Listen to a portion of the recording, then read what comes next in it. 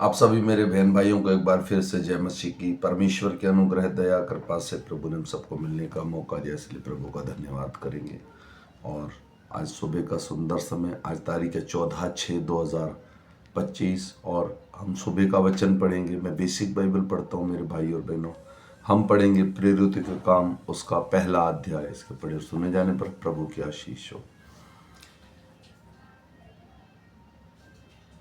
हे थियुलिपुस, मैंने अपनी पुस्तिका उन सब बातों के विषय में लिखी जो यीशु आरंभ से करता और सिखाता रहा, उस दिन जब तक वह अपने उन प्रेरितों को जिन्हें उसे चुना था पवित्र आत्मा के द्वारा आज्ञा पाकर ऊपर न उठाया गया। उसने दुख उठाने के बाद बहुत से पक्के प्रमाणों से अपने आप को उन्हें जीवित दिखाया और 40 दिन तक वह उन्हें दिखाई देता रहा और परमेश्वर के राज्य की बातें करता रहा और उनसे मिलकर उन्हें आज्ञा दी, यरूशलेम को न छोड़ो परंतु पिता की उस प्रतिज्ञा के पूरे होने की बाट जोते रहो जिसकी चर्चा तुम मुझसे सुन चुके हो, क्योंकि यूहन्ना ने तो पानी से बपतिस्मा दिया है, परंतु थोड़े दिनों के बाद तुम पवित्र आत्मा से बपतिस्मा पाओगे। अंत उन्होंने इकट्ठे होकर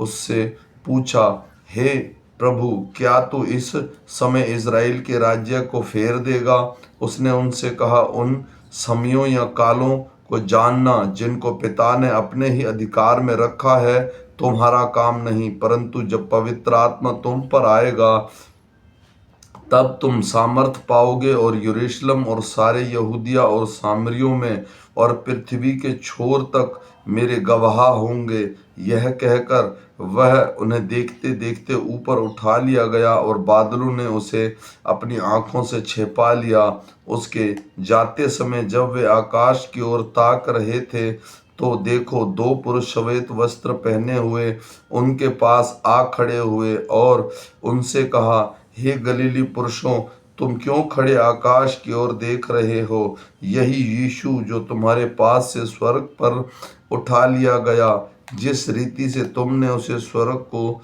जाते देखा है उसी रीति से वह फिर आएगा। तब वे जैतून नामक पहाड़ से जो यरूशलेम के निकट एक सब्त के दिन की दूरी पर है यरूशलेम को लौटे।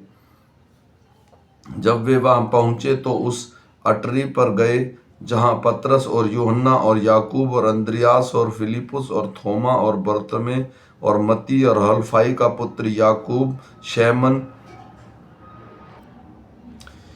जलोतेस और याकूब का पुत्र यहूदा रहते थे। ये सब कई स्त्रियों और यीशु की माता मरियम और उसके भाइयों के साथ एक चित्त होकर प्रार्थना में लगे रहे।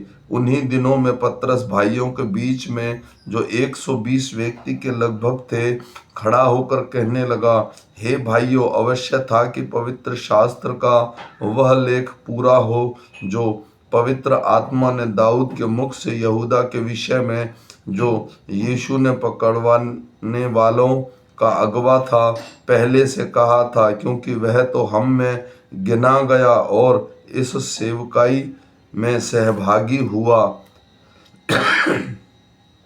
उसने अधर्म की कमाई से एक खेत मोल लिया और सिर के बाल गिरा और उसके पेट फट गया और उसकी सब आंतड़ियां निकल पड़ी। इस बात को यरूशलेम के सब रहने वाले जान गए, यहाँ तक कि उस खेत का नाम उसकी भाषा में हक्कल दमा अर्थात लहू का खेत पड़ गया।